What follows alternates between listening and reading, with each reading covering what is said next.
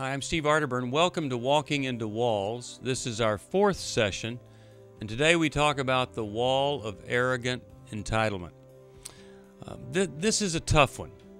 This is a wall that cuts us off from other people because they're never good enough. In fact, more than enough is never good enough for the arrogantly entitled person. You know, other people that are around the arrogantly entitled finally give up in ever trying to please them or meet their needs, because as soon as they achieve one level, the bar is raised for the arrogantly entitled person. If you live with someone like this, you're always being compared to someone else, compared to what the other person does, how they talk, how they handle themselves, the job that they have, the vacations they take, the cars that they drive.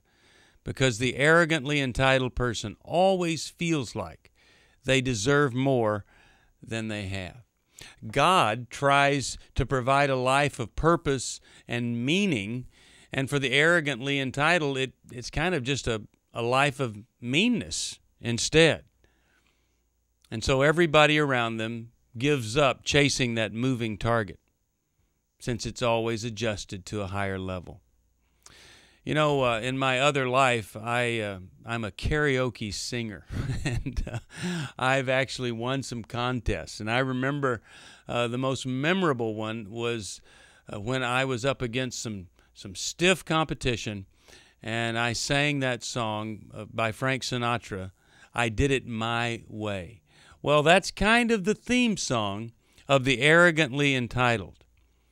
And they lack this one thing that can provide so much joy in our life. And it's a simple thing. It's a thing called contentment. The arrogantly entitled are not content. They want it their way, when they want it, better than it's ever been presented before.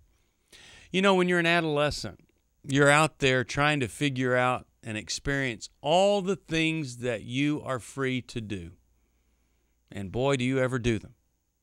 But as an adult, we start to restrict our behavior, going from what we can do to doing what is best for us. The arrogantly entitled person thinks they're entitled to everything, to do it better than everybody else. They think like an adolescent. But if you look at Hosea 7:10, it says, "Their arrogance testifies against them, yet they don't return to the Lord their God or even try to find Him." You end up trying to find satisfaction in so many unmeaningful ways that you forget to go after the source of all satisfaction, our God in heaven. If you're arrogantly entitled, there needs to be a time of reckoning where you can once again return to a humility and a gratefulness and a willingness to accept the things that you have and be satisfied with them.